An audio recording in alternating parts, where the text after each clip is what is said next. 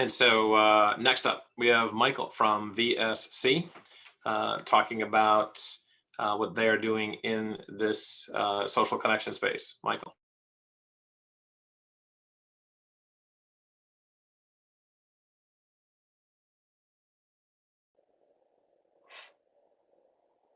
Hello everyone, my name is Mike Quallet and I'm the Managing Director of Innovation at Selfhelp Community Services. I'd like to thank you for this opportunity to introduce you to the Virtual Senior Center, or the VSC.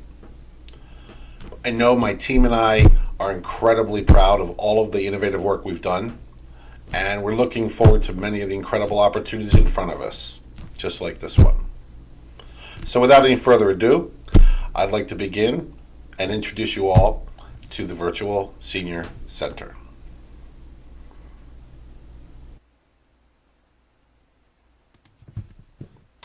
Before the pandemic, it was difficult for many to understand what being homebound was like.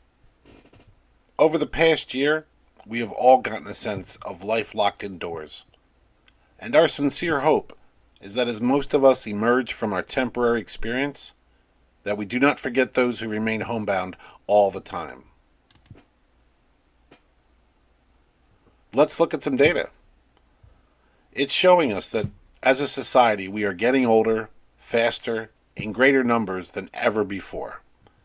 And too many older adults are doing so in isolation. This has tremendous impact on their health and the outcomes of ongoing health management.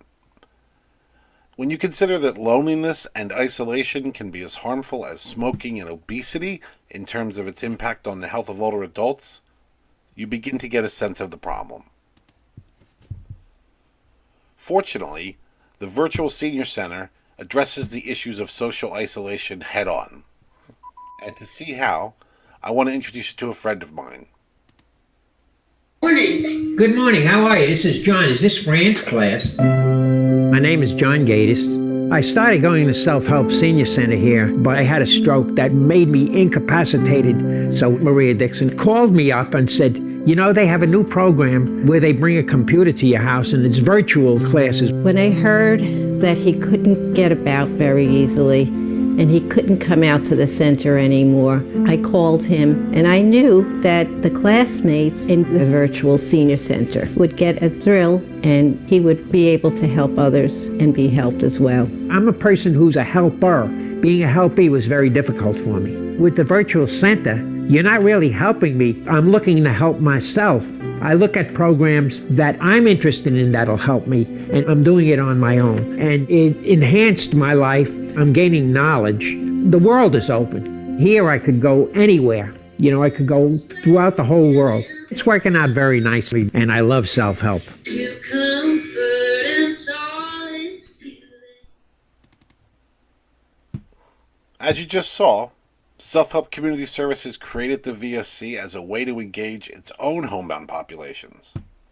For more than a decade, the VSC has been the social center for many homebound older adults.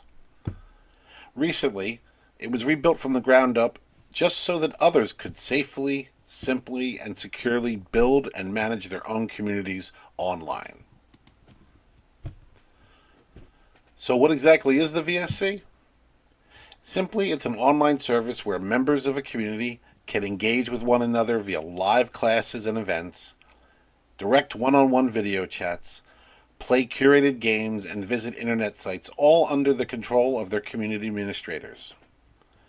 The VSC breaks down digital literacy barriers and has positive effects against social isolation. Let's take a look at the VSC.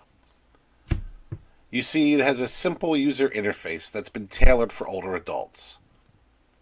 Sticky menu options are always visible and just one click away.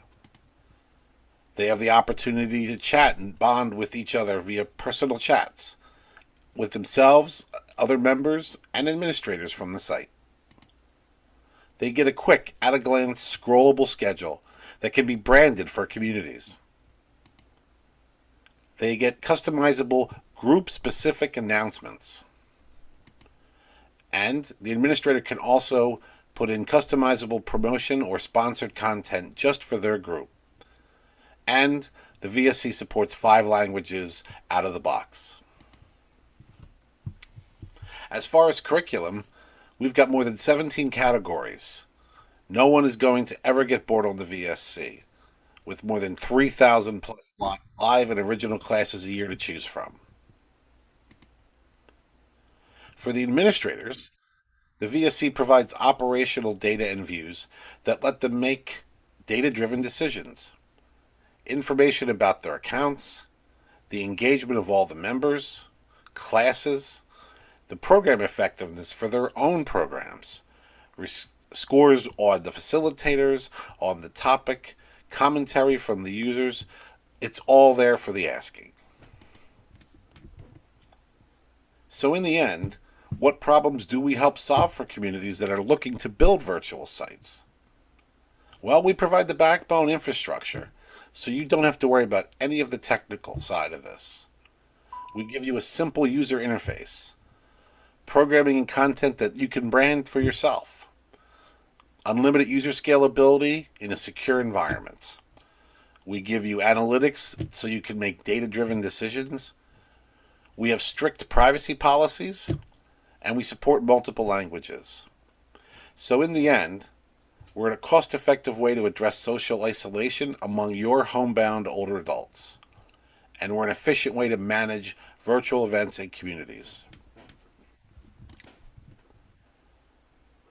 Well, that's about all the time I have for today. I want to thank you on behalf of the entire VSC team for allowing us this brief introduction to the VSC. Wishing you good luck and a good day. And if you're looking for more information, please check out our website where you'll be able to get in touch with us directly. Outstanding.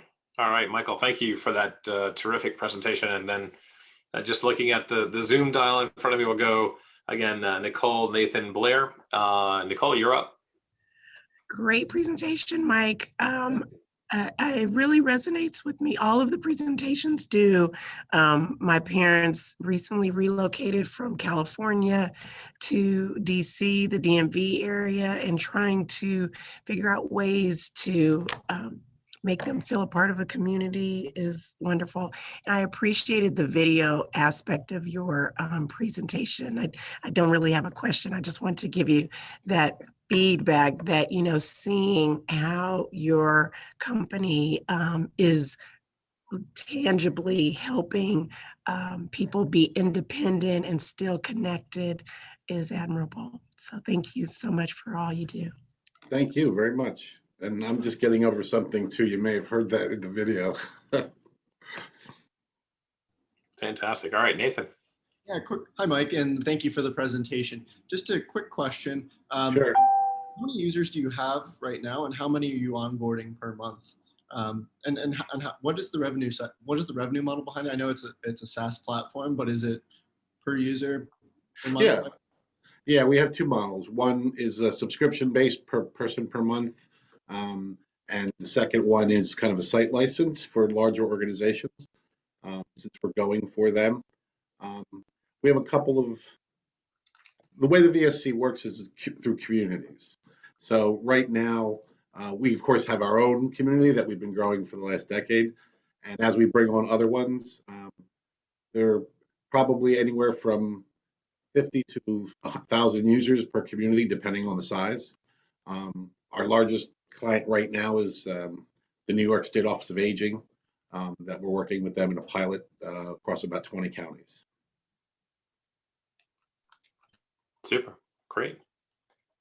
Can I ask a question? Just, and this kind of is a question for each of the panels. Do you find that national networks, national programming is as successful as more localized programming? Meaning, if I'm in Virginia, my dad is in Virginia and wants to, basket weave with some other Right. Virginians, is that a possibility to be more targeted And, you know, because I just think that it would be great to not only have the ability to stay online, but Mhm. make that engagement ability available to them locally if they so desire.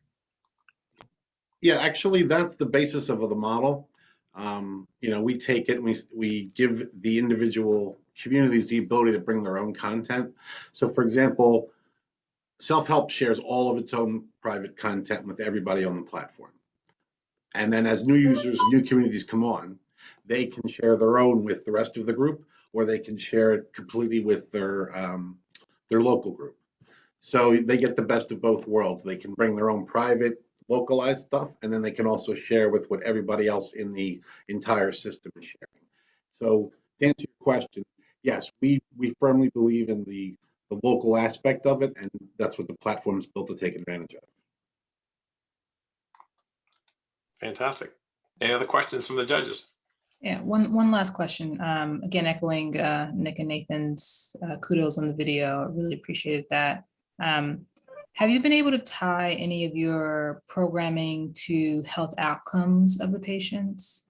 Anything around medication adherence, improvement in mental health? Have you run any pilots in that area?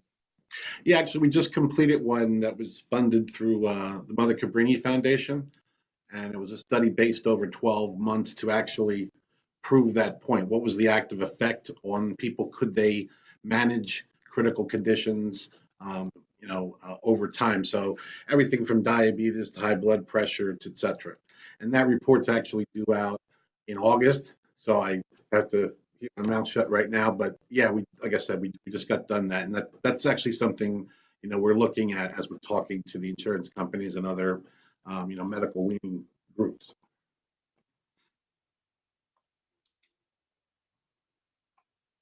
That's outstanding.